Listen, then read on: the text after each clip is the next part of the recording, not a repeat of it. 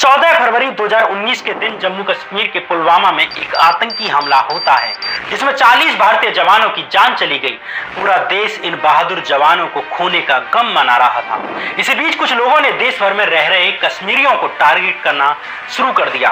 पुलवामा हमले को कुछ घंटे भी नहीं बीते थे कि सनसनी फैलाने की चाह रखने वाला एक लड़का एक वीडियो शेयर करते हुए ऐलान करता है कि कल वो अपने यहाँ पटना में रहने वाले कश्मीरी दुकानदारों को पीटेगा, जबकि पुलवामा मामले में यह भी पता नहीं चला था कि आतंकी हमला किया भी किसने है। अगले दिन तय तारीख पर वो लड़का कुछ लोगों को लेकर पटना के ल्यासा मार्केट में पहुंचता है और वहां दुकान लगाने वाले निर्दोष कश्मीरियों पर लाठी डंडे तोड़ दिए जाते हैं। खून निकले सरों और गिड़गिड़ाते कश्मीरी दुकानदारों की वीडियो बनाकर सोशल मीडिया पर डाल दी जाती है। किसी के किए की सजा किसी और को दे दी गई। पटना के इस सनसनीखेज रंगबाज का नाम था त्रिपुरारी तिवारी उर्फ मनीष कश्यप। निर्दोष कश्मीरियों पर लाठियां तोड़ने वाले मनीष कश्यप को इस मामले में जेल की सजा भी हुई, लेकिन इस मामले ने उसे वो दे दिया जो वो शहीदों के दुख और शोक के माहौल से पाना चाहता था। वो चीज थी सुर्खियां। इन्हीं सुर्खियों से बटोरे व्यूज पर चढ़कर मनीष कश्यप बन जाता है बिहार का सबसे बड़ा यूट्यूबर पत्रकार। वही मनीष कश्यप जो खुद कहता था कि साल 2016 में जब उसने वीडियो बनाना शुरू किया था तो 100 व्यूज मिल जाने पर भी वो खुश हो जाता था। 100 व्यूज से 100 मिलियन व्यूज पाने वाला मनीष कश्यप फिलहाल तमिलनाडु की जेल में कैद है, वो भी एनएसए कानून के तहत, यानी राष्ट्र की एकता अखंडता को भंग करने की साजिश रचने के जुर्म में। इसलिए आज के इस एपिसोड में मनीष कश्यप की हिस्ट्री तलाशने की कोशिश करेंगे और जानेंगे कि आखिर मनीष कश्यप के पीछे सारा खेल रचने वाला शख्स कौन है। कौन है वो आदमी जो उसके यूट्यूब चैनल का असली मालिक है। जानेंगे कि कैसे तमिलनाडु के बिहारी प्रवासियों के बहाने आरएसएस और भाजपा एक बड़ा गेम खेलने जा रहे थे। क्या है मनीष कश्यप का मामला, क्या है उसकी हिस्ट्री, जानेंगे आज के इस एपिसोड में। नमस्कार, मैं श्याम मीरा सिंह। अपनी फेक न्यूज से बिहार और तमिलनाडु के लोगों के बीच आग लगाने की कोशिश करने वाले मनीष कश्यप को आज मासूम साबित करने की कोशिशें हो रही हैं और कहा जा रहा है कि तमिलनाडु और बिहार सरकार ने उसे जेल में डालकर एक पत्रकार की पत्रकारिता पर हमला किया है। लेकिन सवाल यह है कि मनीष कश्यप सिर्फ एक फेक न्यूज की वजह से जेल में है, जैसे आपसे कभी कोई गलत न्यूज शेयर हो जाए या किसी और से हो जाए या हमसे हो जाए, या वो एक बड़ी साजिश का हिस्सा था। इस खेल को समझने के लिए थोड़ा पीछे जाते हैं। साल 2019 में पुलवामा हमले के बाद लोकप्रियता के घोड़े पर सवार हो चुके मनीष कश्यप को लगा कि अब वो वक्त आ गया है कि वो अपने बचपन के सपने को पूरा करे। वो सपना था राजनीति का। मनीष कश्यप की मां भी एक वीडियो में बताती है कि मनीष कश्यप को बचपन से ही राजनीति में आने का दिल था। इसलिए पुलवामा हमले से मिली लोकप्रियता को साल भी नहीं बीता कि मनीष कश्यप साल 2020 में ही बिहार विधानसभा चुनाव में अपनी किस्मत आजमाने के लिए कूद जाता है। लेकिन चूंकि उस वक्त वो उतना बड़ा नाम नहीं था जितना कि आज था, इसलिए किसी पार्टी से टिकट नहीं मिली। इसलिए निर्दलीय ही चंपारण जिले की चनपटिया विधानसभा से चुनाव लड़ने के लिए खड़ा हो जाता है। लेकिन इस चुनाव में मनीष कश्यप को मात्र 9,239 वोट ही मिलते हैं। चुनाव हारने के बाद अब मनीष कश्यप यूट्यूब की दुनिया में दोबारा उतर जाता है। यहाँ दोबारा कहने के पीछे एक कहानी है। दोबारा मतलब मनीष कश्यप के यूट्यूब पर आने की शुरुआत थोड़े और पीछे जाती है, जब वो पहली बार वायरल होने के खेल में आता है। उस कहानी में छुपे हुए हैं कुछ राज जिनमें छुपी हुई है मनीष कश्यप की हिस्ट्री। दरअसल मनीष कश्यप बचपन से ही राजनीति में आना चाहता था और राजनीति के लिए चाहिए थी सुर्खियां। इसलिए मनीष कश्यप उस एक भी मौके को नहीं छोड़ता था जो जहां से उसे सुर्खियां बटोरी जा सकती थी।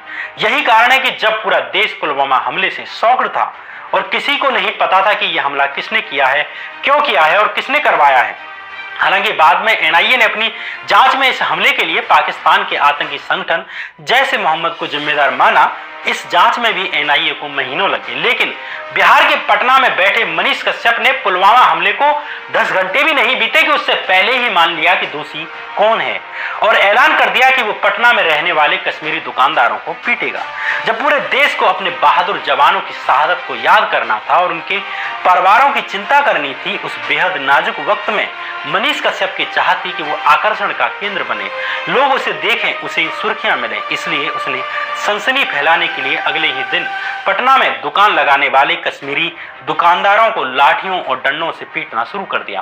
अब सवाल यह है कि क्या यह काम कोई पत्रकार कर सकता है? क्या यह काम किसी पत्रकार का होता है? मनीष कश्यप द्वारा सनसनी फैलाने का यह कोई पहला स्टंट नहीं था। इससे पहले भी वो कई तरीके अपना चुका है। इसकी जड़ें उसके गृह जिले में ही निकलती हैं। मनीष कश्यप बिहार के पश्चिमी चंपारण जिले का रहने वाला है और चंपारण वही जगह है जहां से महात्मा गांधी ने साल 1917 में पहली बार अंग्रेजों के खिलाफ अपने सत्याग्रह की शुरुआत की थी। साल 2017 में गांधी के चंपारण सत्याग्रह के 100 साल पूरे होने को थे, लेकिन उससे पहले ही साल 2016 में गांधी का नाम चंपारण के अखबारों में एक बार फिर छपा। इस बार इसलिए कि चंपारण के एक लड़के ने गांधी को गाली देने वाला सनसनीखेज वीडियो बनाया था। यह लड़का कोई और नहीं बल्कि मनीष कश्यप ही था। अपनी इस वीडियो में मनीष कश्यप कहता है कि गांधी की मौत पर हम जश्न मनाते हैं। इसी वीडियो में मनीष कश्यप के साथ वाला लड़का मुस्लिमों को लेकर एक बेहद आपत्तिजनक बातें करने लगता है। मारने काटने की बातें की जाती हैं। इस वीडियो को भी सनसनी फैलाने के उद्देश्य से सोशल मीडिया पर फैलाया जाता है। इस मामले में भी उस पर मुकदमा हुआ। लेकिन एक सवाल आपसे, आप गांधी से हजार आपत्ति रख सकते हैं, उनके काम की, उनके विचारों की लाख आलोचनाएं कर सकते हैं, लेकिन क्या किसी की हत्या हमारे लिए जश्न बनाने का कारण हो सकती है? क्या ये काम किसी पत्रकार का हो सकता है या ये काम सुर्खियों में आने के लिए किसी सनसनीबाज का होता है? अब आप कहेंगे कि मनीष कश्यप तो इतना चर्चित आदमी था कि उसे सुर्खियों की जरूरत क्या रही होगी, लेकिन यहीं पर आप गलत हो जाते हैं। कारण ये कि साल 2016 का ही वो वक्त था जब मनीष ने पहली बार वीडियो बनाना शुरू किया। शुरू में अपना ज्ञान फेसबुक पर वीडियो बनाकर डालता था, फिर यूट्यूब चैनल भी बनाया, लेकिन तब उसे कोई खास दर्शक नहीं मिलते थे। खुद मनीष अपनी एक वीडियो में कहता है कि तब उसको 100 व्यूज भी मिल जाते थे तो उसे बहुत खुशी होती थी। इसलिए अब आप समझ सकते हैं कि वो ऐसी सनसनीखेज कारनामे करके चाहता क्या था। तब मनीष कश्यप के पास अपना सच तक यूट्यूब चैनल नहीं था। सच तक न्यूज चैनल बनाया गया साल 2018 के जुलाई महीने में। इस सच तक चैनल की हिस्ट्री से आप एक बड़े गेम को समझ पाएंगे।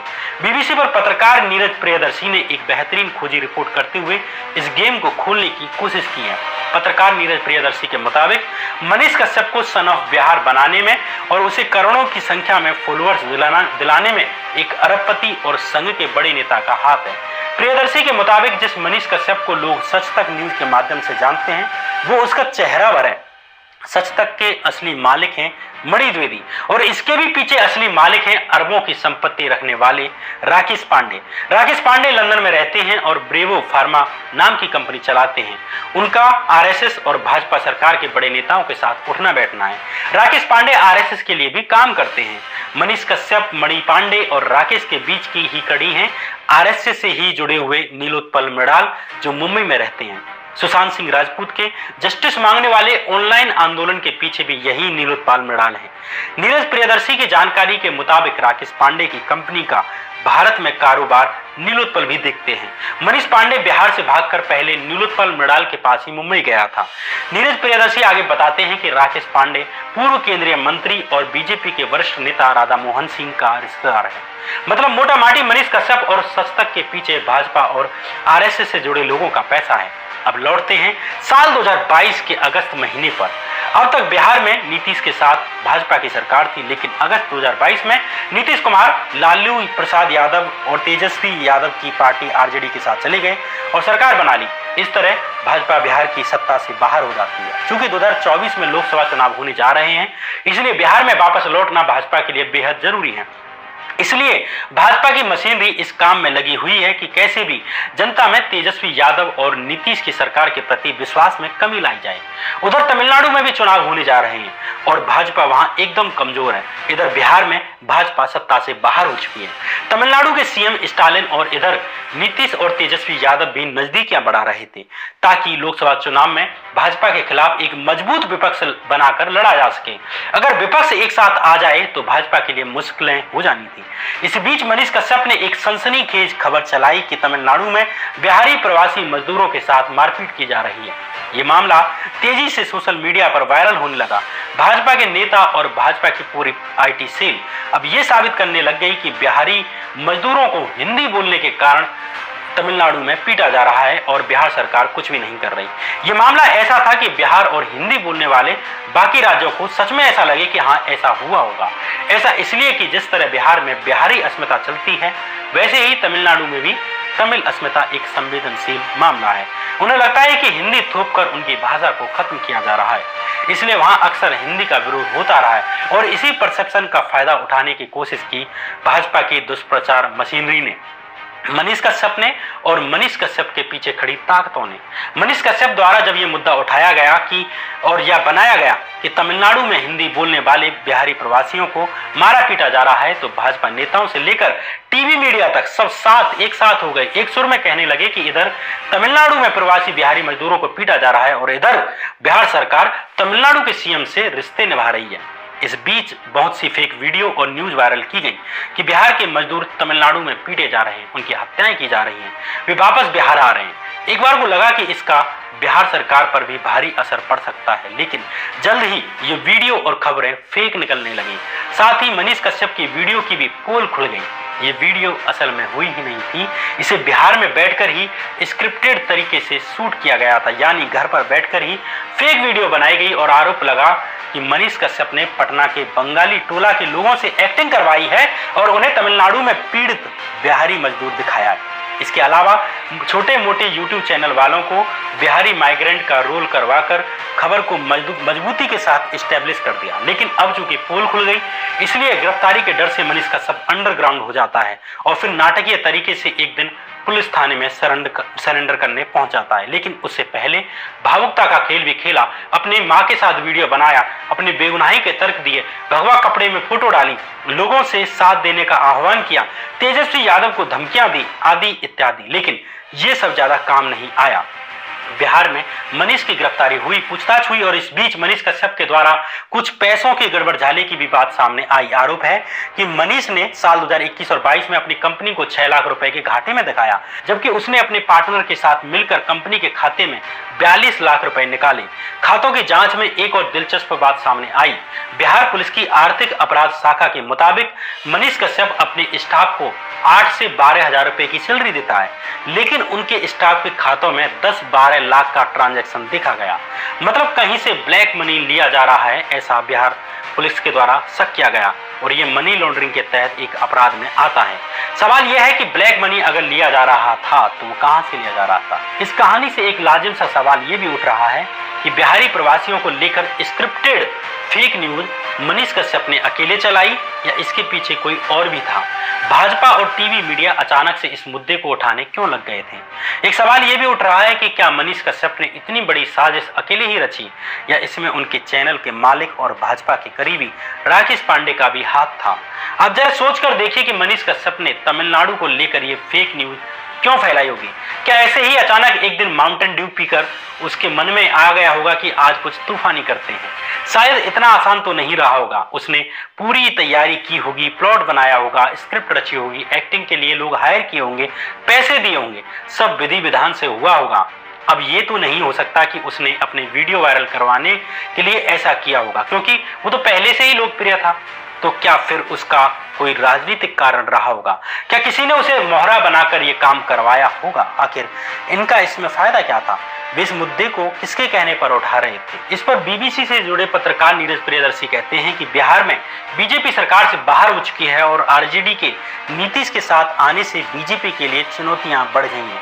तो इन दोनों राज्यों में अपने हिंदुत्व के एजेंडे के प्रचार के लिए बीजेपी और आरएसएस ने पूरे षड्यंत्र को रचा ताकि माहौल को अस्थिर बनाया जा सके और राज्य सरकारों को बदनाम किया जा सके। यह अनुमान पत्रकार नीरज प्रियदर्शी का है, मेरा नहीं है। जांच में तथ्य सामने आने पर ही ये बात साबित होगी। इसलिए अभी ये कहना मुमकिन नहीं है कि मनीष कश्यप के पीछे आरएसएस या बीजेपी का हाथ है या नहीं, उनके मालिक का हाथ है या नहीं। हालांकि मनीष कश्यप संघ के कार्यक्रमों में जाता रहता है और संघ और बीजेपी से करीबी साबित करने वाली उसकी कई तस्वीरें पब्लिक डोमेन में हैं। फिलहाल दो राज्यों के बीच एक बड़ी साजिश रचने वाले मनीष कश्यप को तमिलनाडु पुलिस अपने यहां ले गई और एनएसए कानून यानी नेशनल सिक्योरिटी एक्ट लगा दिया, यानी राष्ट्रीय सुरक्षा कानून यानी रासुका शॉर्ट में कहे तो। जैसा कि नाम से जाहिर है, राष्ट्रीय सुरक्षा के लिए खतरे वाला कोई काम होता है तो यह एक्ट लगाया जाता है। इस कानून में ऐसे ऐसे प्रावधान हैं कि बिना चार्जशीट दायर किए ही आरोपी को साल भर जेल में रखा जा सकता है। बिहार और तमिलनाडु में एक बेहद संवेदनशील विवाद पैदा करके मनीष कश्यप ने इतना बड़ा अपराध किया है या नहीं, ये आप अपने अपने तर्क के आधार पर तय कर सकते हैं या कानून तय करेगा, और नीचे कमेंट बॉक्स में आप बता सकते हैं। हालांकि तमिलनाडु वाले मामले से पहले भी मनीष कश्यप पर कई केस दर्ज हैं। एक आध राउंड वो जेल में भी चक्कर लगा के आ चुका है। महात्मा गांधी को गाली देने वाला केस मैंने आपको बताया। बीबीसी की रिपोर्ट के मुताबिक साल 2018 में भी बेतिया में अस्पताल परिसर में रखी एक किंग एडवर्ड की मूर्ति को भी मनीष ने तोड़ डाला था, जिसके बाद उसकी गिरफ्तारी हुई थी। ये कथित पत्रकार फिर भी नहीं सुधरा। फिर साल 2019 में पुलवामा हमले के बाद पटना में शॉल बेचने वाले कश्मीरियों से मारपीट की, उनका सामान फेंक दिया। इस मामले में भी मनीष कश्यप को जेल भेजा गया। फिर साल 2021 में उसने बैंक में एक मैनेजर को पीट डाला, उस बैंक मैनेजर की मारपीट कर डाली। इस मामले में भी केस दर्ज हुआ। मनीष कश्यप ने गिरफ्तारी से बचने के लिए हाईकोर्ट में अपील की, लेकिन कोर्ट ने उसकी अग्रिम जमानत अर्जी मंजूर नहीं की। कहने का मतलब यह है कि आपराधिक काम करना और जेल जाना मनीष कश्यप की आदत सी बन चुकी है। वैसे में उसे एक सातिर राजनीतिक मोहरा कहा जाए या पत्रकार, ये तो आप ही तय करिए। फिलहाल ये कहानी यहीं तक। मनीष कश्यप की पत्रकारिता को लेकर आप क्या कहते हैं, ये बात कमेंट बॉक्स में जरूर बता दीजिए। और अगर आपने ये वीडियो या ये चैनल अगर अभी तक सब्सक्राइब नहीं किया है, वीडियो लाइक नहीं की है, तो लाइक कर दीजिए। अगली वीडियो लेकर फिर हाजिर होऊंगा। तब तक इस चैनल पर बने रहिए। तब तक के लिए नमस्कार।